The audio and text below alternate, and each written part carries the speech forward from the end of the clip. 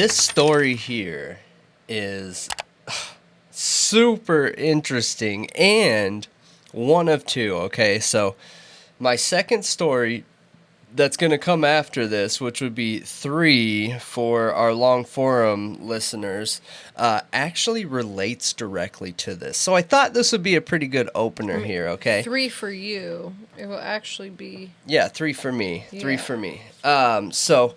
It'll be number 5 total. In the line for all of us. Yep. So, have you heard of not only the most prolific, but the most successful female serial ender criminal in Germany? I don't think so. No? Okay. Super interesting story here. All right. Okay. So, on May 23rd, okay, this kicks it off here. May 23rd of 1993, there is this neighbor that calls in to police, okay? And this is in Germany. These are all in Germany except for the locations that I say different, all right? So I don't want to hack all these names. Yeah. They're very important ones, and then the names of all these towns are not so important to the actual story itself. So on May 23rd, 1993, a neighbor calls police, and police show up and talk to the neighbor and try and find out what's going on. That neighbor says that her friend that lives next door, she hasn't been able to get a hold of her for multiple days. Really uncommon for her, okay? So police enter the house, apartment, and they find a 62-year-old woman strangled. Ooh. By a wire, of all things, okay? Okay, so, yeah, and that wire was from a pot in her house, all right?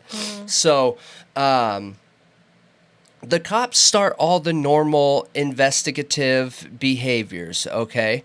And they go to digging into the crime scene, trying to find out details, and any evidence, right? So the police end up calling the investigators. The investigators do the investigating, right?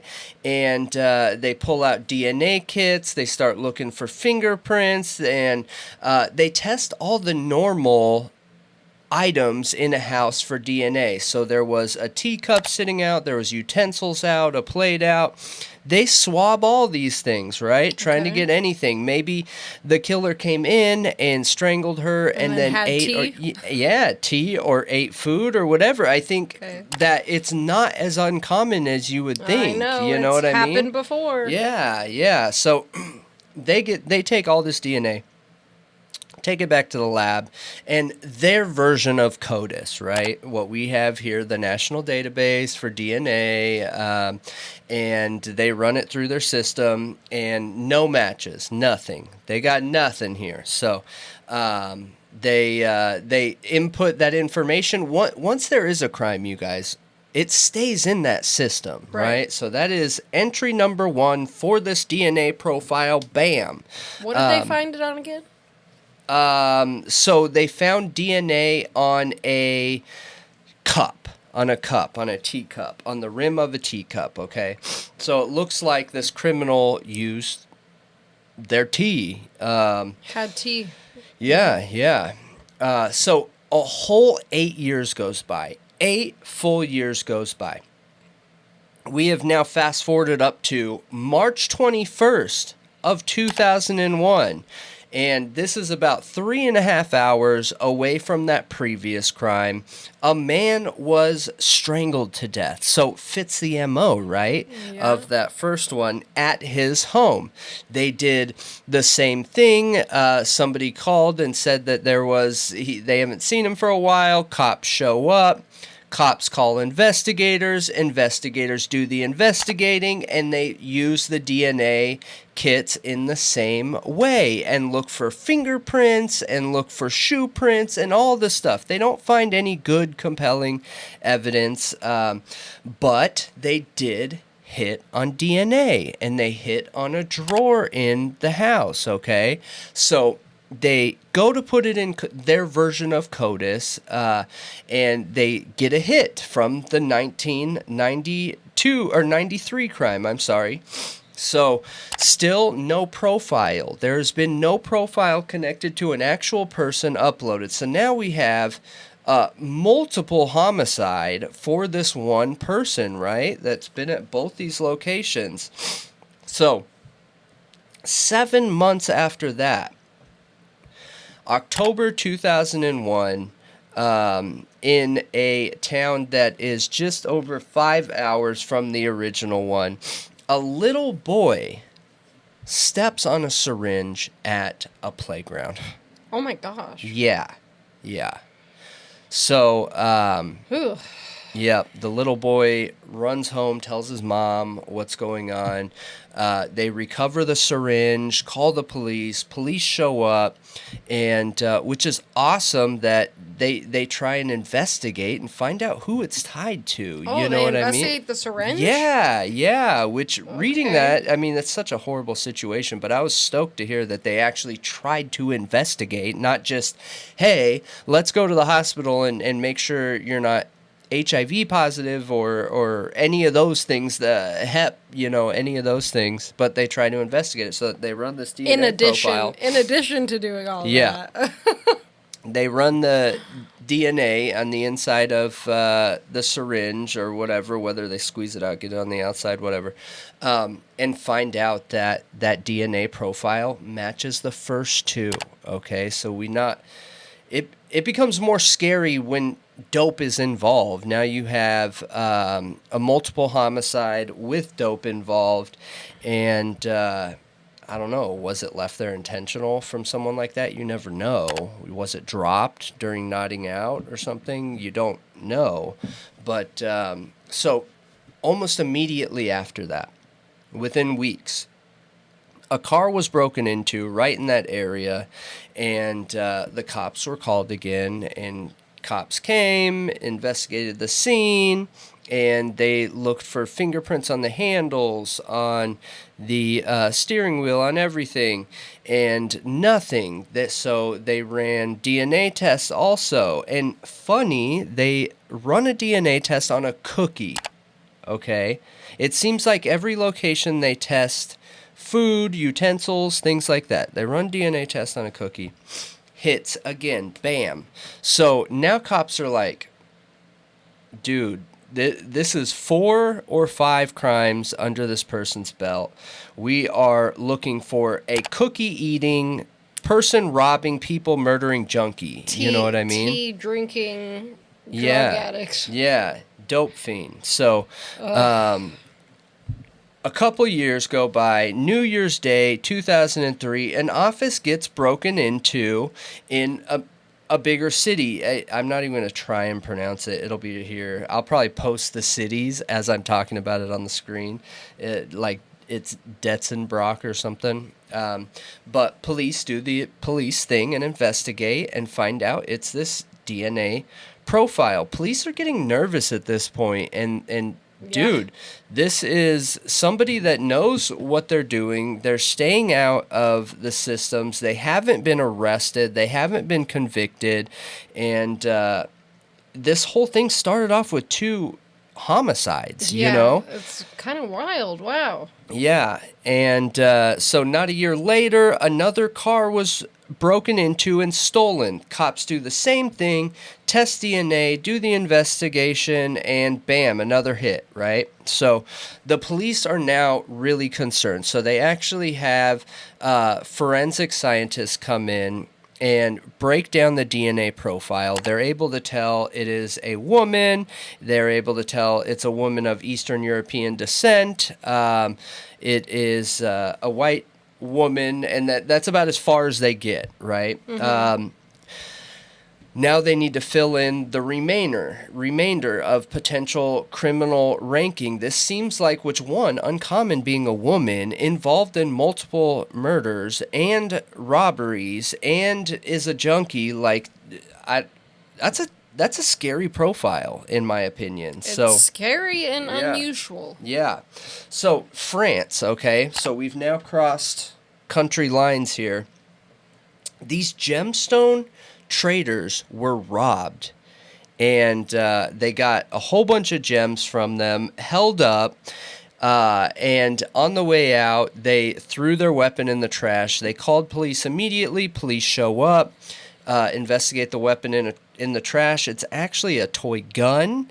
Tests for DNA on the toy gun. So, I know, imagine being those gem guys and being held up by a toy gun, but safe than sorry. I would give them whatever they wanted, but this hits again, this same profile. So now we have multiple robberies, man, multiple homicides, and police are terrified in this situation. So May 6, 2005, Worms, Germany, right? So we went Germany, France, Germany, and these two brothers get into it. One pulls a gun on the other and tries to use it. A neighbor or passerby calls the police. Police get involved, investigate it, and they do DNA profiles on the bullets, the gun, everything on there, and find this woman's DNA on a bullet, okay, in the gun. And there's been multiple of these crime scenes now where men have been involved. You're talking the gem, you're talking this situation, a couple of the car thefts, and one of the murders. Yeah, so cops start grilling these dudes. They start working backwards, right? Trying to figure out who this woman is. And they start working these dudes, grilling them, trying to find out who are you working with? Who's the person you're connected to?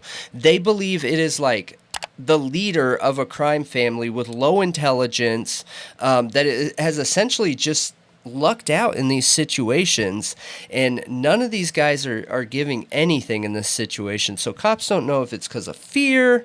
They don't know how high up this goes at this point, being involved in such a wide array of crimes. That's only something you see in like high-ranking crime families, So they, October 3rd, 2006, a guy throws a rock through a window for a break-in. They call the police. This guy gets away. Multiple eyewitnesses at this point. They test the rock for DNA, and this woman's profile turns up on it again. Okay, so is there some sort of direction going on here? They don't know. Did she literally hand this rock over to the guy? They don't know.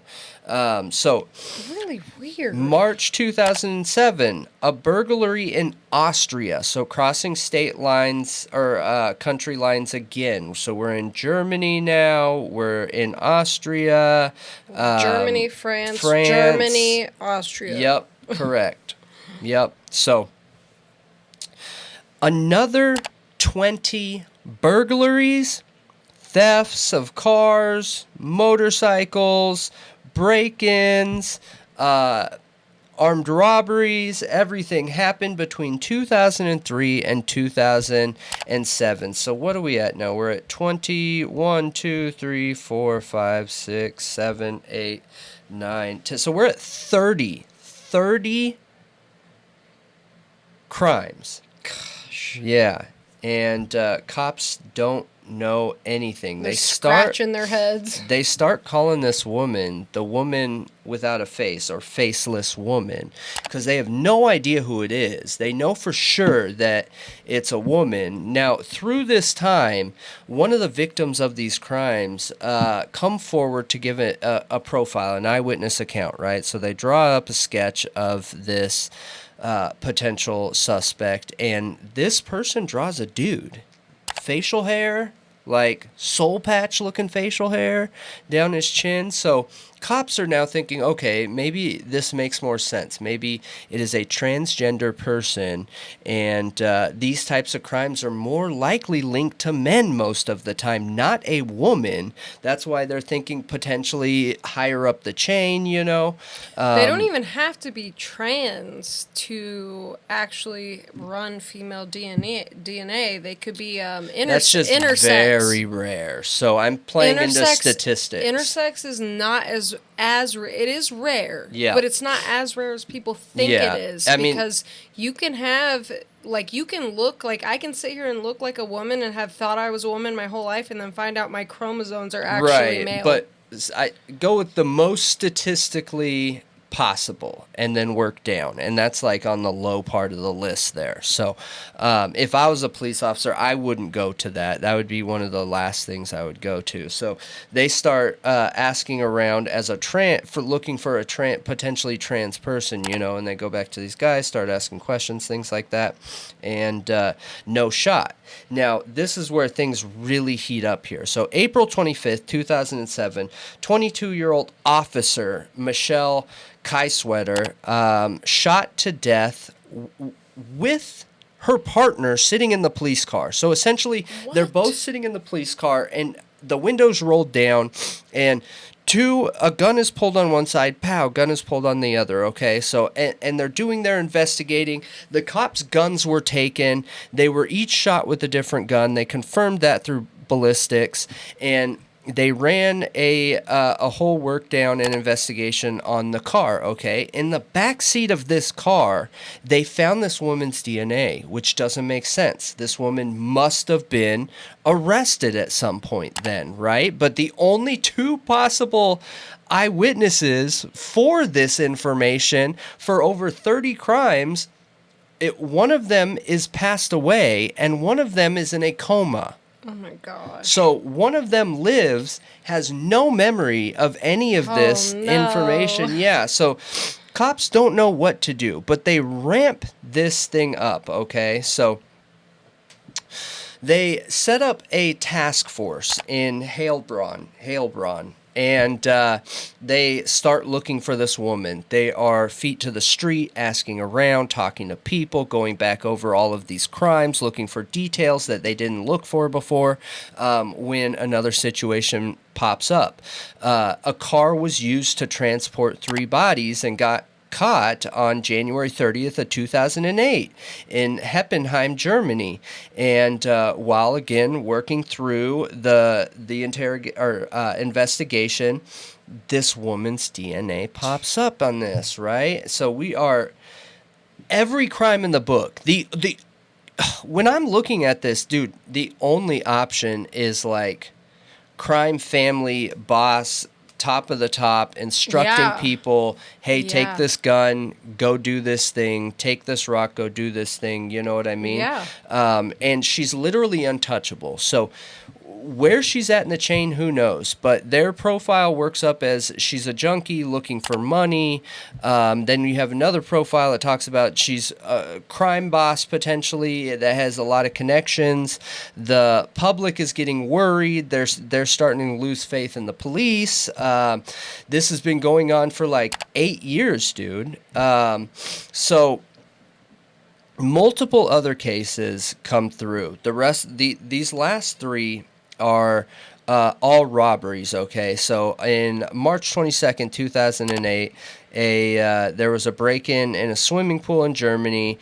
There was a home invasion in Germany. There was another home invasion in Germany, and then another apartment break-in, all in 2008. So it went March 2008, March and April 2008, April 2008. Then in May 2008, a lady was robbed and hit in the back of the head with a club, and the money taken from her. So like, this is insane at this point. In the car it was insane a long time ago. Yeah. in the car of an auxiliary nurse who was found dead at the end of October 2008 in Germany. The DNA was also found in the car, right? Everyone is freaking out at this point. This is literally it doesn't even matter that she's a woman. This has turned into the most prolific serial ender of all time in Germany, right? This is competing with some of their most dangerous, most scary criminals ever. This person has zero respect for the law, zero respect for humanity, does whatever they want, ending old people, young people, carrying bodies, junkie, leaving needles at parks. You know what I mean? Like this rap sheet is insane, you guys. It is absolutely insane. This is something you see in like a movie of the worst of the worst, you know? Oh my gosh, no kidding, yeah. So in January 2009, they're basically, the police are given anything that they need. So they have 100+ man police task force, and they have offered a $400,000 reward for information on the capture of this woman. That's impressive. Yeah, absolutely. Well, I bet she's like #1 on the list of most wanted. She is actually. So, yeah, so, you know, they're going through all the things of doing this and everything. They have their composite sketch. They're using the name The Phantom of, Phantom of Heilbronn, and, or The Faceless Woman.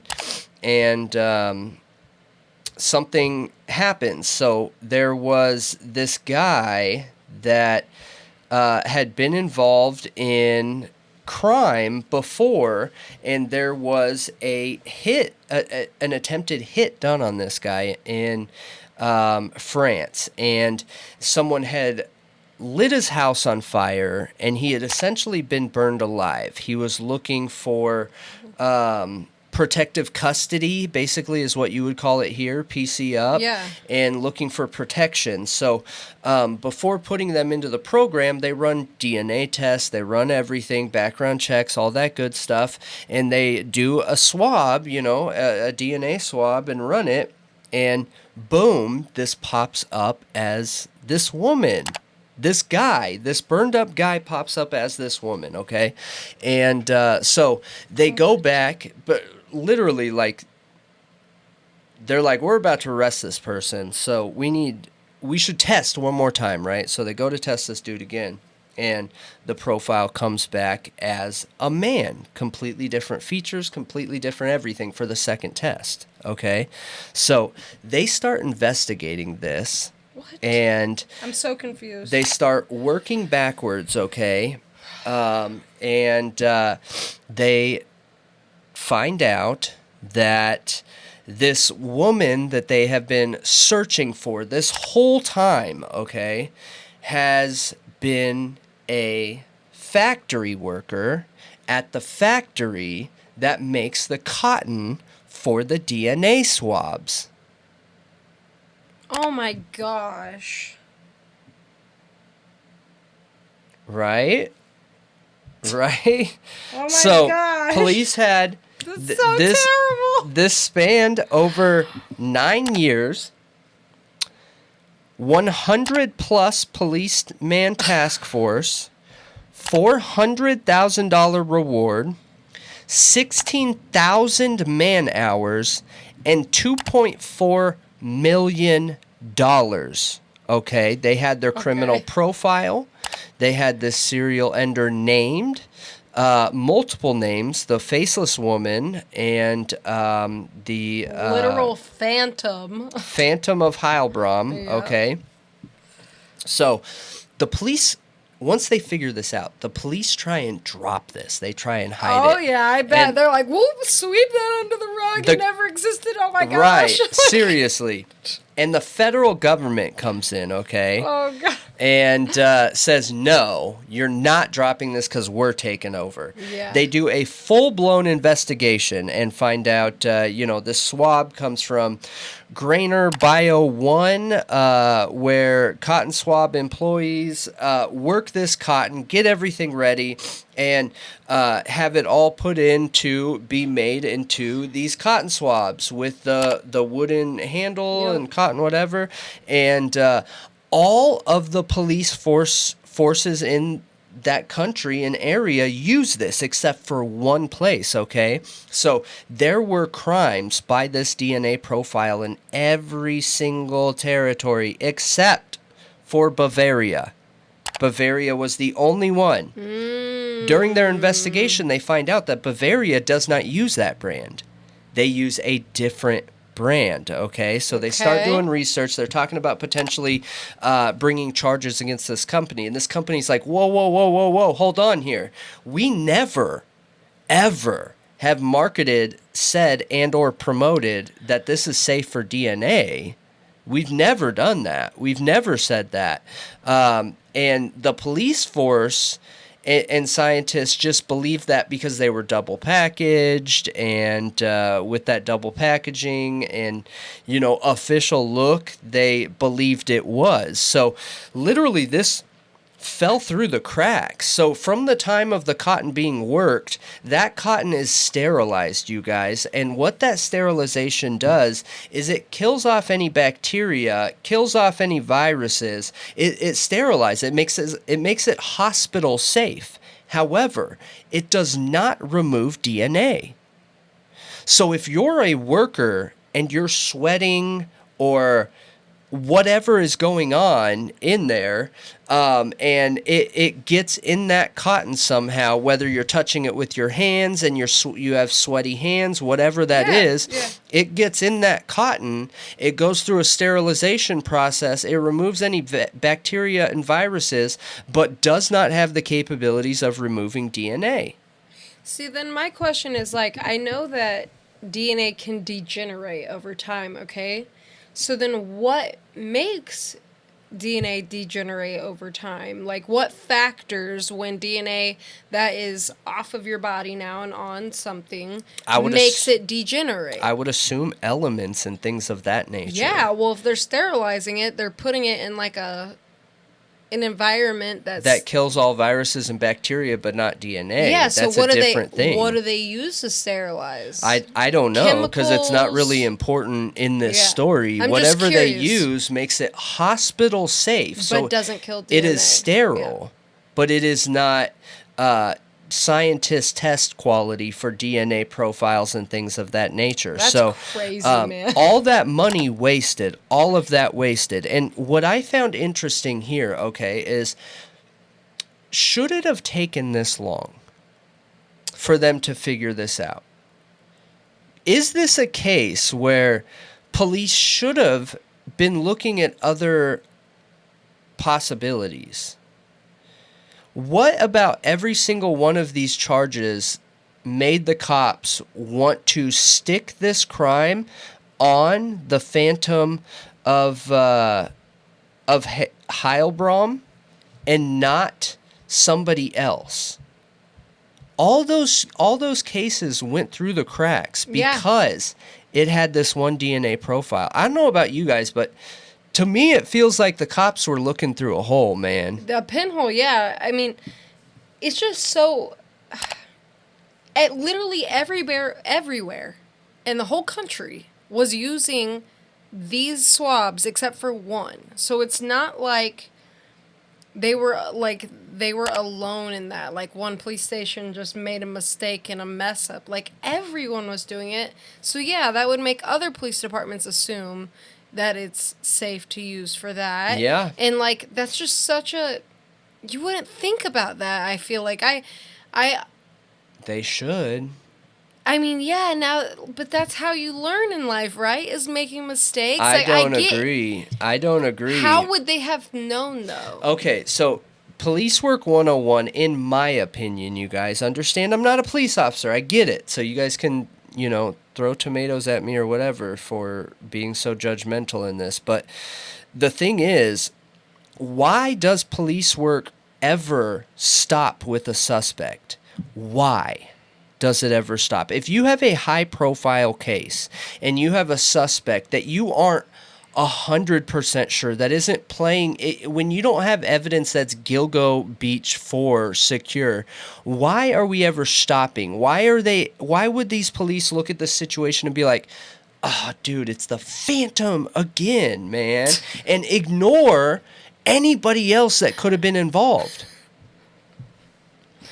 true. Why? Yeah, you're right. Why would they ignore everyone else? Yeah. You know DNA is circumstantial evidence.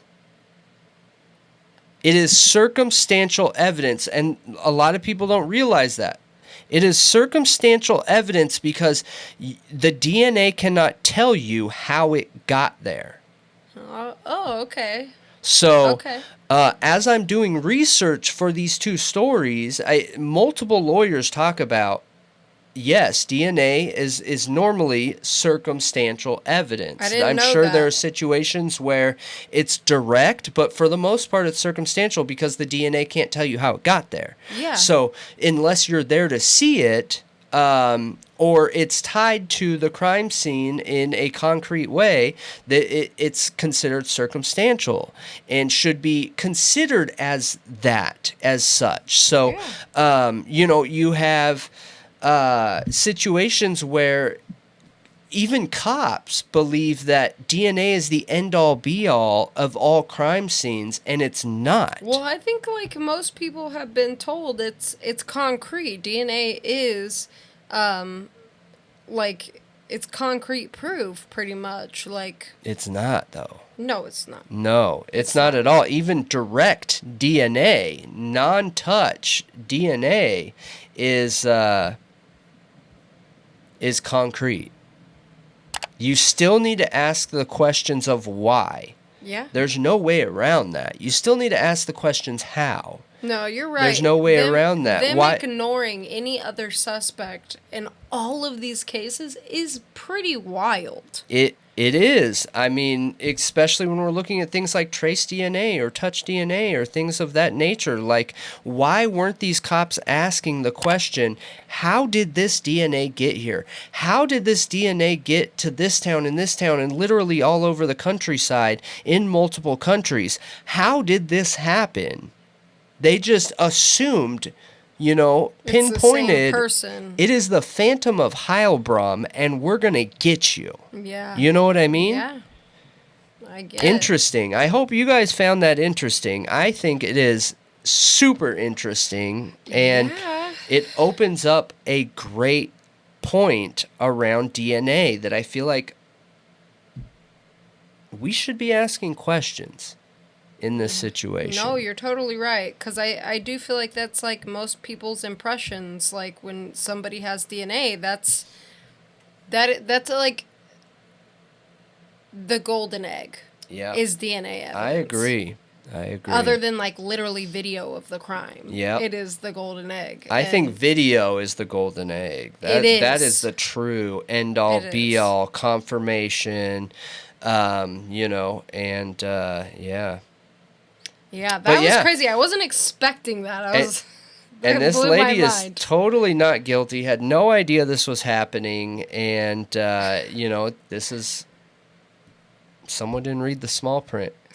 People didn't know. She was a prolific serial killer.